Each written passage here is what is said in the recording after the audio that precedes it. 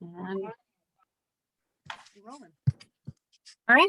Well, thank you, Bill and Alex, for putting this together on top of everything else everybody's doing. Bill Norris is the design engineer for the Neal Creek Phase 1 project and Phase 2. He has lived in Hood River for 20 years, or no, for 30 years. And in the early 1990s, commuted from Hood River to Portland State University to obtain a master's degree in civil engineering. And he has spent the last 26 years working on habitat restoration projects for interfluve and more recently for par excellence. And he generally prefers to be outdoors and appreciates the field work associated with his profession. And Bill is the proud father of 4 daughters, an avid skier, fisherman, and home brewer. And Alex Danielson has worked in the environmental field for over 14 years, including stints in agricultural conservation management, environmental social marketing, nonprofit management, and river restoration. She has a BA from Princeton University and a master's in environmental management from Portland State University.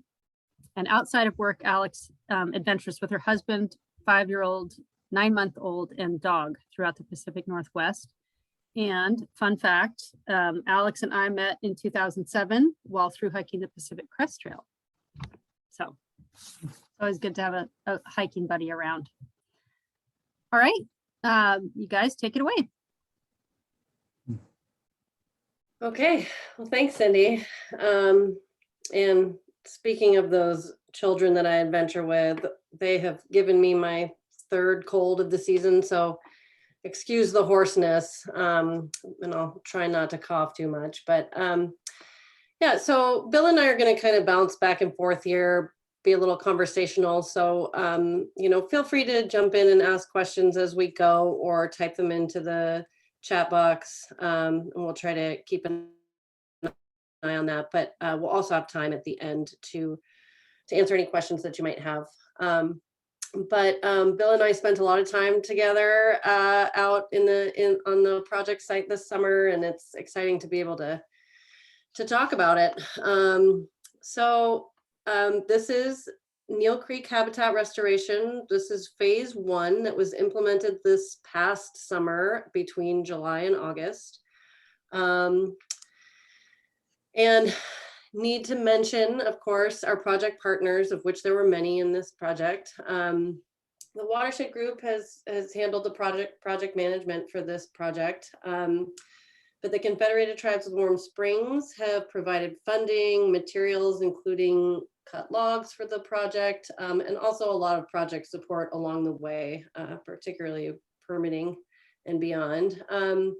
The Oregon Watershed Enhancement Board provided grant funding for the design process. And we submitted a couple grants to the Pacific Power Blue Sky Habitat Fund, and they provided funding for both the design phase and the implementation phase. And then Bill, with Par Excellence and partnering with Interfluve, handled the design and engineering. The Conservation District is our fiscal sponsor. And then, of course, this project would not have taken place without willing, wonderful landowners. For this project, there were four landowners that were involved. So a little bit of background on Neal Creek. Neal Creek is a clearwater, so non-glacial tributary of the lower Hood River. We don't have a lot of that here in our basin, so it's prized clear water. Neal Creek is also designated critical habitat for threatened winter steelhead and threatened coho salmon, but there are also cutthroat and resident rainbow trout in Neal Creek. And it really is it's a steelhead stream and a coho stream, but it's estimated, ODFW, from some sampling they've done and some population estimates, they estimate that Neal Creek provides somewhere around 5 to 10% of the steelhead production in the Hood River watershed. So with all that being said, Neal Creek is not in the best shape. Largely, it's limited in habitat diversity and then also habitat quantity. And so quantity specifically in terms of spawning and juvenile rearing habitat. And there's some natural reasons for that. We have a pretty steep watershed. We have a glacially influenced watershed. So that sort of limits our habitat to begin with. But then Neal Creek has been pretty impacted over the years from channel alterations. We've filled a lot of the floodplain along Neal Creek for roads. It used to be a irrigation conveyance for the East Fork Irrigation District, taking water from the East Fork and sending it to the Central Canal. That was piped in 2008, which helped with some of that impact, but there's still work to be done, which I'll talk later about. In 1996, there was a big 100-year flood that really had an impact of scouring out the creek and moving, taking everything with it. There's a history of logging, particularly further up in the watershed of Neal Creek. And then we've just made a practice of taking large wood out of streams, and that really took place until about 1980, and it still continues here and there, but really it leaves us with a deep entrenched channel that's pretty compacted. There's really not much wood in it, and there's not a lot of spawning gravel, and there's just nothing really complex about Neal Creek. So partners in the basin started paying attention to Neal Creek as potential for restoration. And in 2014, the tribes funded an analysis of the middle reach of Neal Creek, which is about a 4-mile section from where the Detman Ridge Road Bridge crosses above Neal Creek, up to where Neal Creek splits into the West and East Fork. So that's about a 4-mile stretch. And they did an analysis of the intrinsic potential for steelhead spawning and rearing. And so intrinsic potential takes into account flow, gradient, bankful width, valley confinement, really kind of topography and gradient, in order to assess whether a certain reach of a stream has the capacity to support different life stages or different species of fish. And so this analysis specifically was focused on steelhead spawning and rearing. And as you can see from this map on the right here, the blue indicates high intrinsic potential, so high capacities to support steelhead life stages through habitat. And so they determined that this 4-mile section of Neal Creek contains 66% of all of the high intrinsic potential in Neal Creek, in the entire Neal Creek watershed. So it's a really, there's a lot of potential in this stretch to create habitat for steelhead. They also looked at Chinook intrinsic potential, but it did not have the same positive results. So jumping off of that process, the tribes also funded an analysis in 2018 to determine where these key restoration opportunities are. And they ended up developing conceptual designs for 4 sites. And those sites were identified based on a number of things, but intrinsic potential, whether there were landowners who were willing, whether there was a good total habitat area, potential for floodplain connectivity, a series of things. And they identified these 4 sites. And so from that, we kicked off phase 1, and we chose 2 of those sites that were identified in that analysis. One of them that's sort of right above that Detman Ridge Road crossing, and then another one that's further up in the Neal Creek watershed off of Neal Creek Road above the Thompson Road Bridge. And so for those 2 sites that were constructed this summer, we had sort of 3 general goals: restoring ecological processes, everything from stream floodplain interaction, nutrient cycling, so getting those nutrients from in the floodplain and back into the system, and then developing and maintaining that habitat complexity that's missing from Neal Creek. And then really increasing the spawning, rearing, and overwintering habitat. So all life stages for specifically steelhead and coho. And then that sort of added benefit for landowners and people who live up and down the Neal Creek to really increase the resilience to flooding, which is definitely something that happens along Neal Creek. So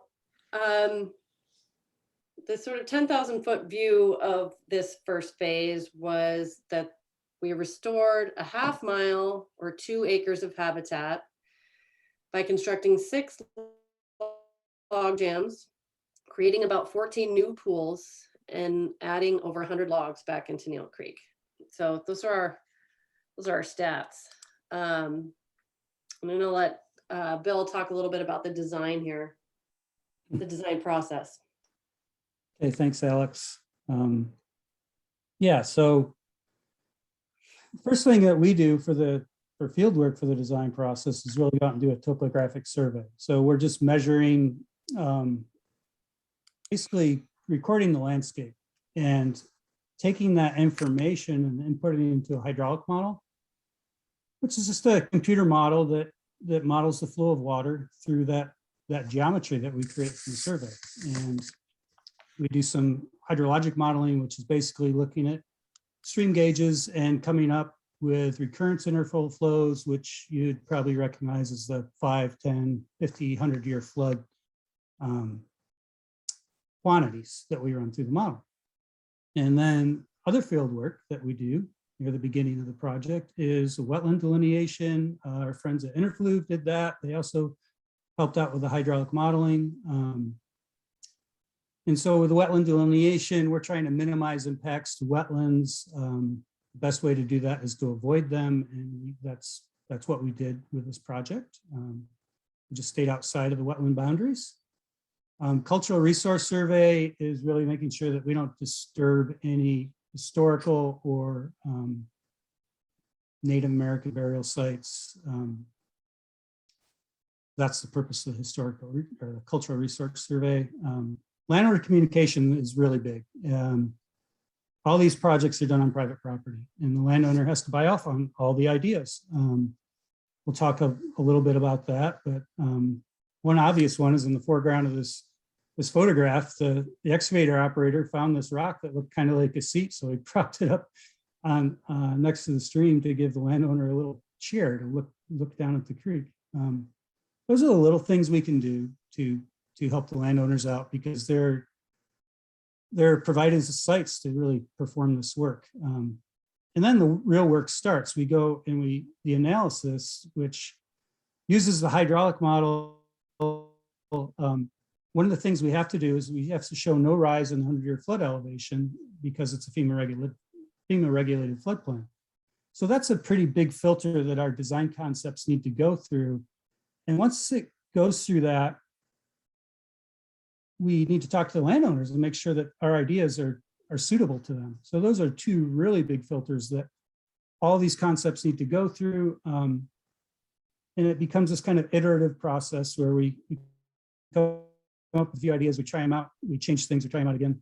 Once we get everything working with the hydraulic model and no rise and landowner permissions, we start filling out permit applications, which are really quantifying our impacts. How much are we excavating? How much wood are we bringing in?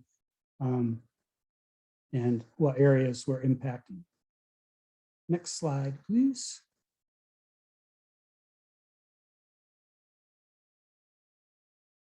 And some of the key design elements for this phase 1, the downstream site we called site 1, the upstream site we called site 2. This is site 1, the downstream site, and it was a main channel realignment. We also put in large wood structures, so we're trying to reintroduce wood into the stream to help support natural processes that then support critical life stages of salmon. High flow channel enhancement. We created an alcove at site 1, floodplain grading, and native riparian vegetation. And those really speak to the goals of trying to increase the interaction between the main stem channel and the floodplain, lowering the floodplain in some cases, and putting enough wood in there where we can blow up onto that lower floodplain more frequently. Next slide, please. So I'm gonna walk us through a little bit. We've broken this up into site 1 and site 2, and we're gonna walk through some of those key design elements Bill just mentioned. And I'm gonna start to talk about that main channel alignment, and then Bill's gonna take it from there. But Bill has some really cool toys, including a drone, and he took some pre-project photos and some post-project photos. So you'll see a smattering of these throughout the presentation. And this is the pre-project photo of this first site. And I want to point out here some of the pieces of this project. You can, on the right, these are old pickers cabins from the original homestead here. And then on the left, you can see there's a big pasture. And the pasture, the Neal Creek's path through here, in 1996, prior to 1996, the Neal Creek used to flow closer to the cabins, sort of through this wooded area to the right of the screen. And in 1996, it avulsed during that flood. So it picked up and moved to the path you can see in this picture, but it tried to go into this pasture. And so this pasture has been flooded in the past. And above what you can see in this picture, there's also the railroad, and it basically right above here, Neal Creek ends up running right along the railroad for a ways. And so there's a lot of issues that are kind of confining Neal Creek through here, and ultimately kind of pushed it into the pace that it is now. So one of the main goals of this first phase was to pick it back up, pick Neal Creek back up and put it back into its old channel. So you'll note it is pretty vegetated through here, but largely with reed canary grass and blackberry. So this, you can see in the lower left-hand corner, this is sort of on the ground, just a monoculture of reed canary grass. And then on the right, this is after the contractor came in and did a little bit of brush clearing prior to the work. And you can see that it's pretty obvious where the old creek used to run, or the old path of the creek was. Very, very obvious creek bottom through here. And so we had this nice working path for us. And so it was a series of steps that we had to juggle through, starting with clearing this area, regrading this channel. So taking out a lot of this sediment, storing it in the middle, recreating this channel, adding wood back in, creating pools, making sure the grading was all set.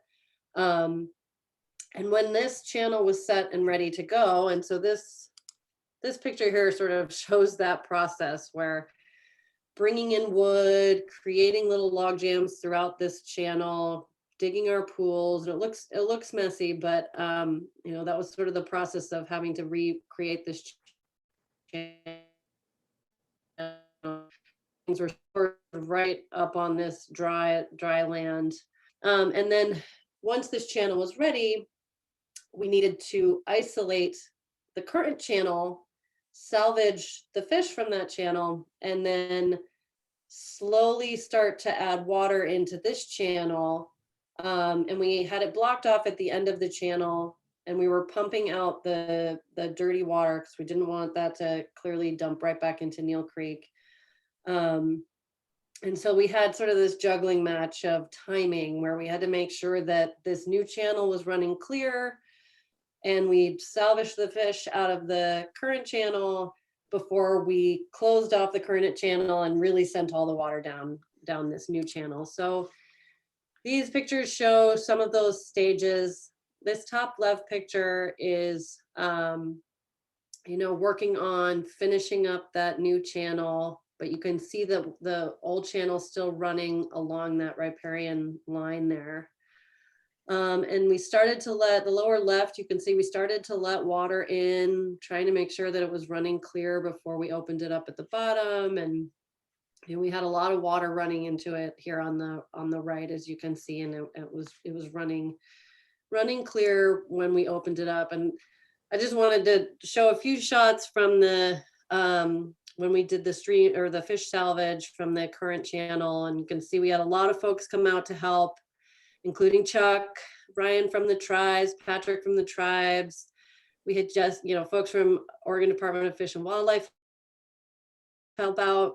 And then the landowners helped out as well. And they had a great time. It was really great to get them out there and very engaged in this project. They came down to visit every day. It was very, very exciting for them. And I wanted to note that for each structure that we created or that was built and this channel work, each one we had to isolate a part of the creek before we did any work in the creek, and we salvaged each work area. And this picture in the middle with the bucket, the fish in there, for each structure, that area that we salvaged, we found at least 15 to 20 juvenile coho, sometimes steelhead, plenty of sculpin.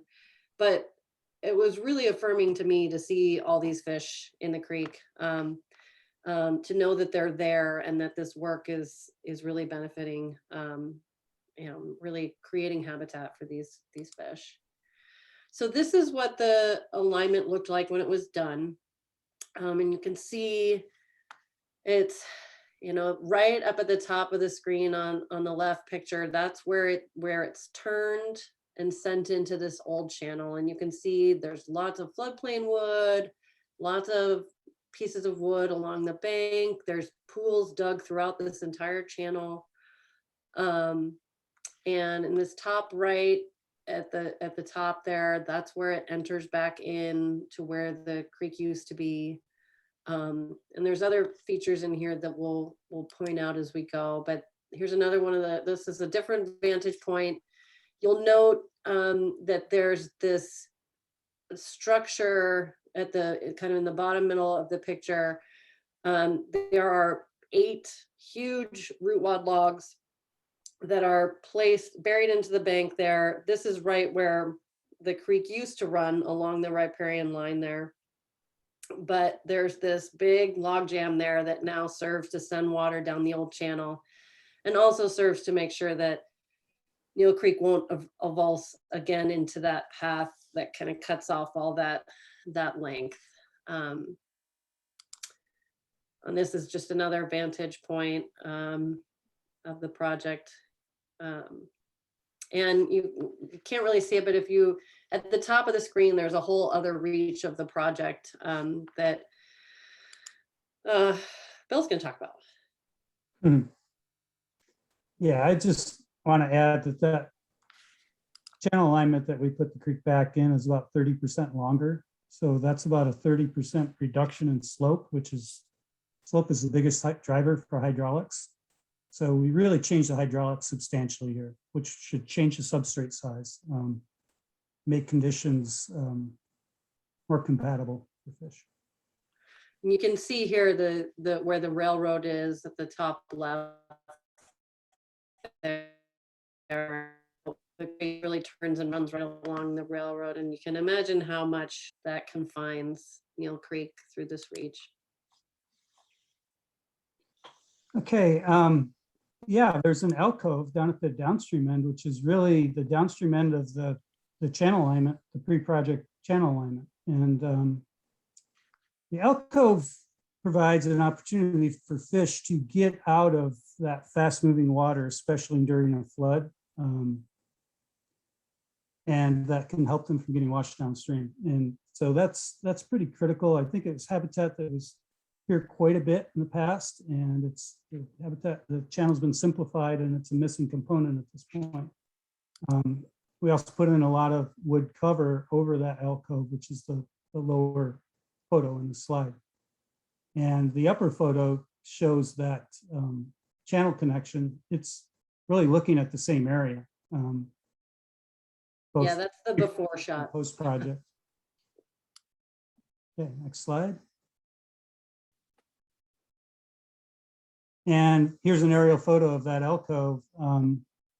We got some turbid water conditions in this photograph, and I just need to say that that was coming from upstream. It had nothing to do with our project, but you can see the difference of turbidity and clarity between the main stem and that alcove, and that provides some critical habitat for fish to get out of that turbid water if they can find this alcove.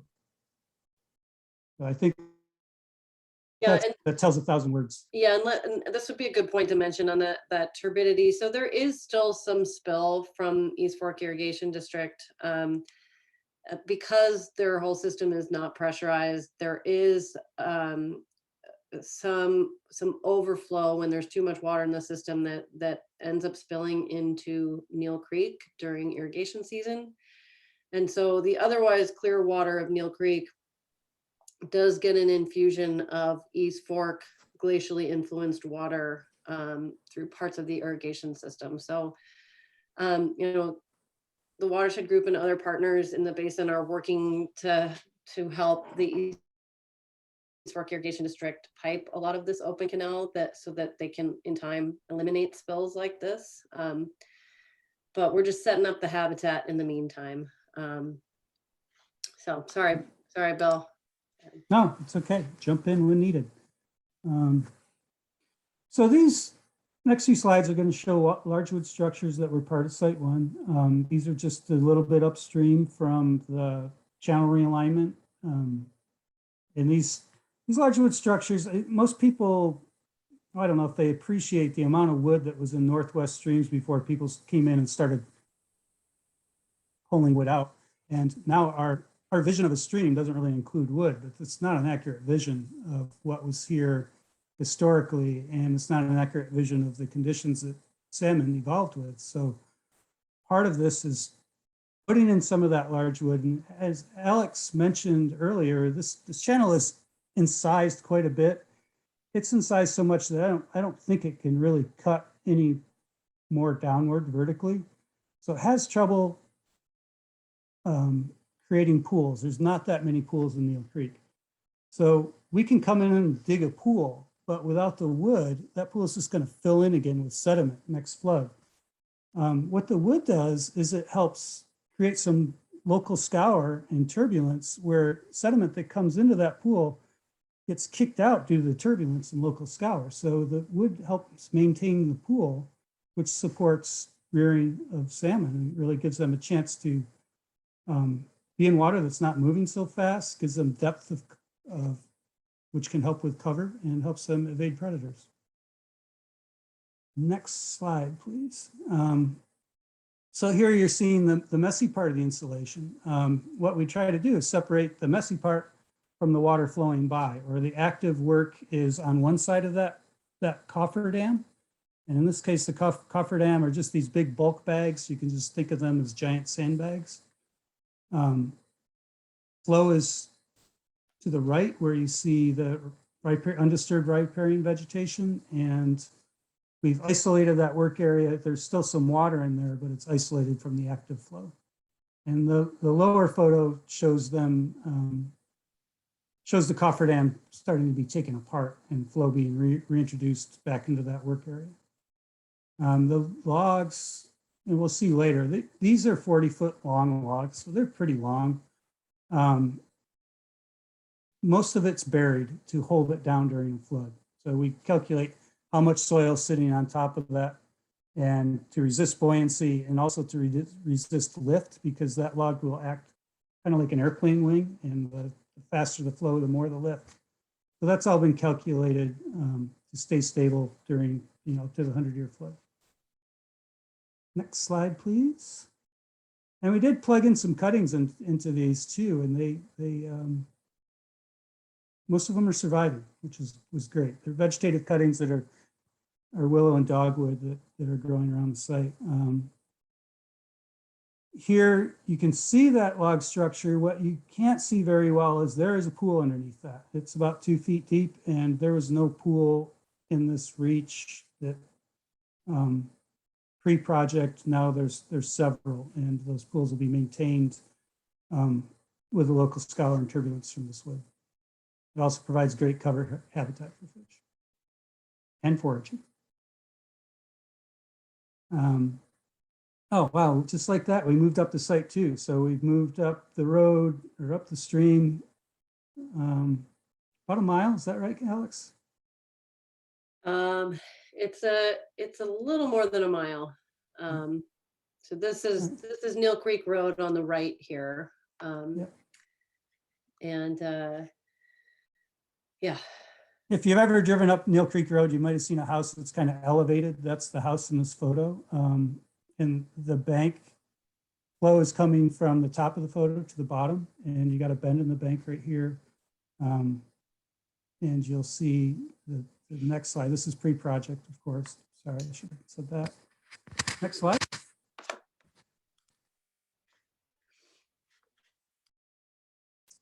And site 2, we're going to put in large wood structures to promote floodplain connectivity and improve habitat, and try to get the natural processes to sustain that habitat, and also increase interaction with the floodplain, so it gets wetted up more frequently and stays wet for a longer duration during higher winter floods. Next slide, please.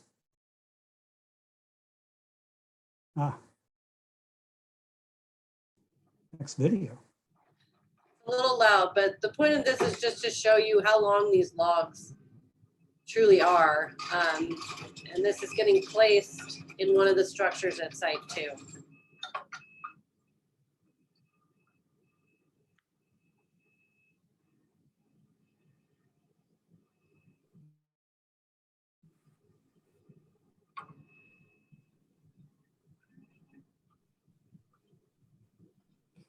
Yeah, so you've got about 6 to 10 feet of these logs extending into the channel, and anywhere from 30 to 34 feet buried back into the bank. And it's that soil on top that's really holding these logs down during the flood. That provides a stability. Here is a large wood structure that's just downstream of that log you saw being placed in the video. And this is the bank that's adjacent to the house that we saw in the first slide. The outside of a bend where normally wood would accumulate. In this case, it's buried under 4 to 5 feet of sediment for at least 30 feet back into the bank. Here, I just want to mention, you'll see the straw bales, and that's not something we normally do, but in talking to this landowner, he was telling me how he really wanted his kids to be able to come down here and fish. And I started thinking about a rocky kind of bank where a rock could roll out from under someone's foot and they could wind up between those logs and into the pool. And if water was flowing hard, it could be viewed as hazardous. And in my opinion, just the kind of stair step of the straw helped reduce the hazard. So that's the purpose there.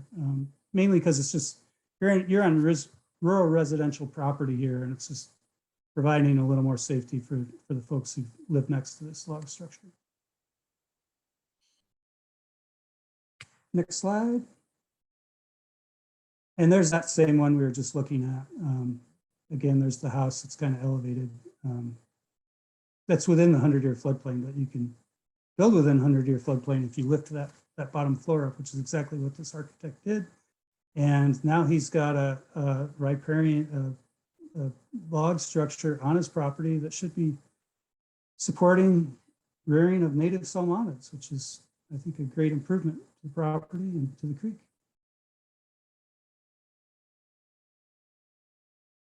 And there is that same bank. It's pre-project.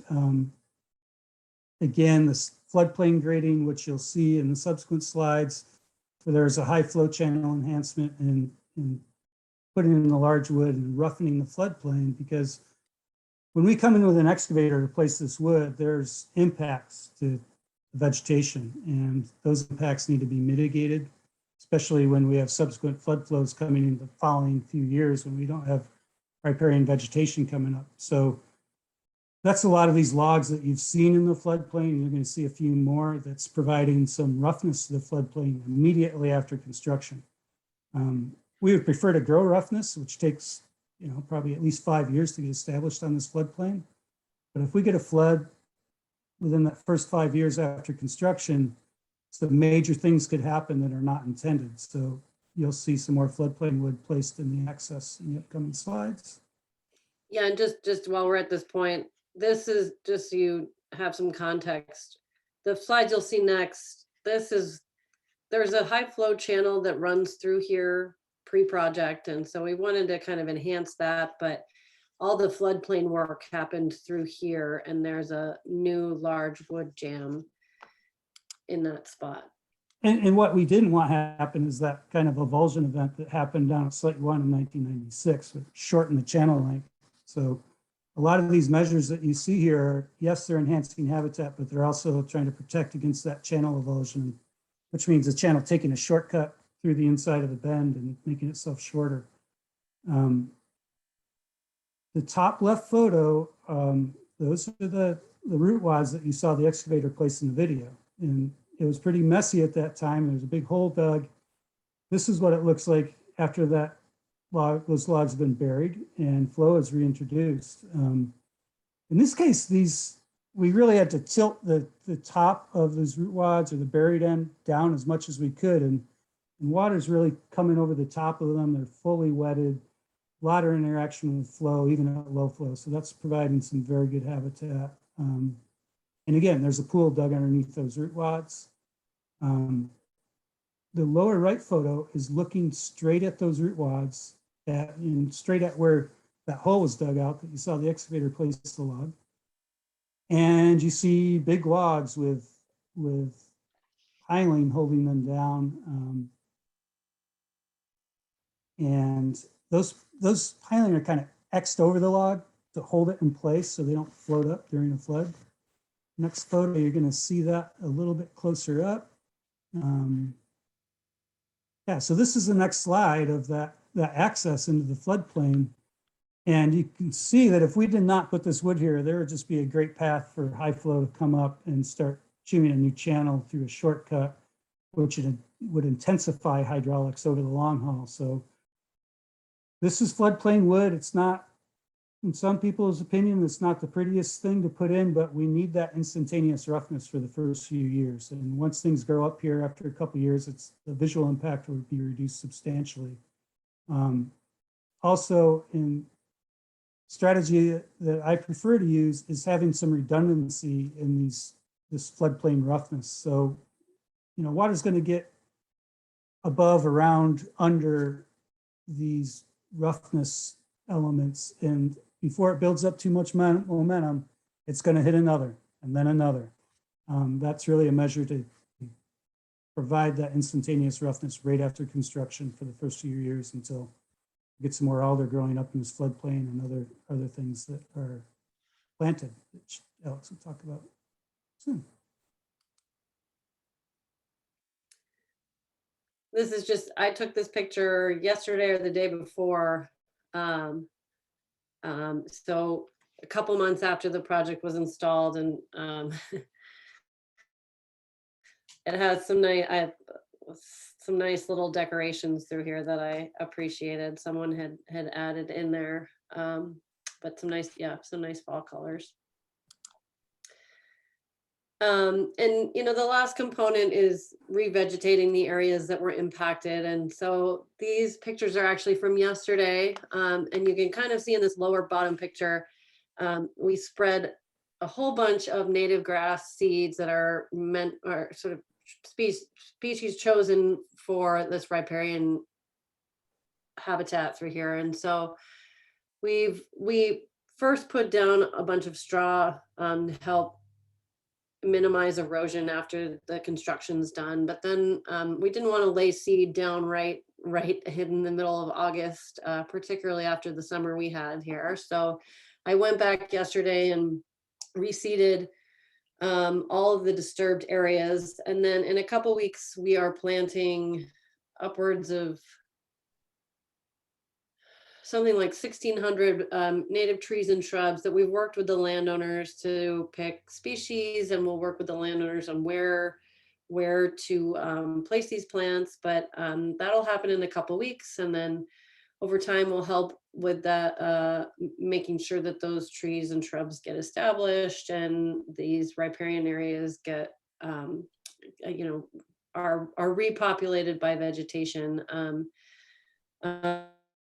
As Bill said, we like to grow that roughness and that erosion control. And so that is, that's underway. And so that's kind of the final stage of this process. I do want to mention that before the project, we did some surveying. We surveyed kind of the habitat that existed in the creek before the project. And then we surveyed it after, and we will at year 1 and year 2 and year 5. And that really helps us gauge the success of the project and how this work has impacted the creek. So everything from pool counts, whether these structures are capturing gravels and you know, things like that. So that really give us some metrics from which to gauge the project success. And so just to wrap things up, I want to mention that we are underway with phase 2. We're in the middle of the design process. We're working with Bill again to design and engineer this project. For phase 2, we're working with 8 landowners, 8 plus. So a bit of a bigger project, and this is a 3/4 mile stretch, and it's all contiguous. We're, as the design stands right now, we're looking at about 14 log jams, 2 alcoves, something like 750 feet of side channel habitat, which is really exciting, something that really does not exist along Neal Creek. And you know, I think that 150 logs is a low ball, but these pictures you're seeing, this stretch of work will happen above and below the Thompson Road Bridge for a 3/4 mile stretch, and this hones in on one of an additional site that was identified in that conceptual analysis that that Interfluve put together for us. So and this lower picture is a part of the project where a high flow channel will get put in. So some nice floodplain reconnected through here.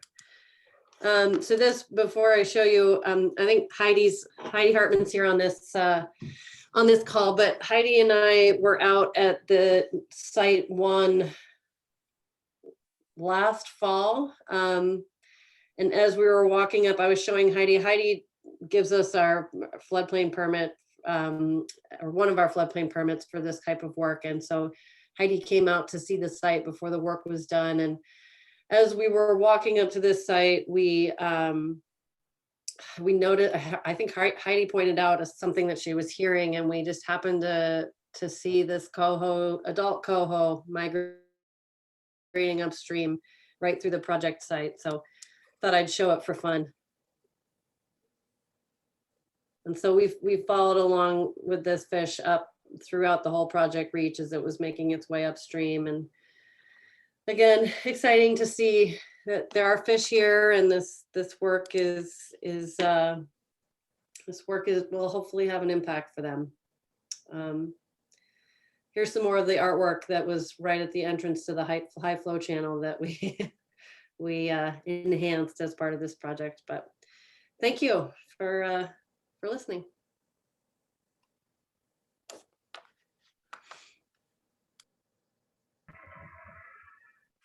Okay, well, if folks have questions, I think they can shout them out and answer as best as possible.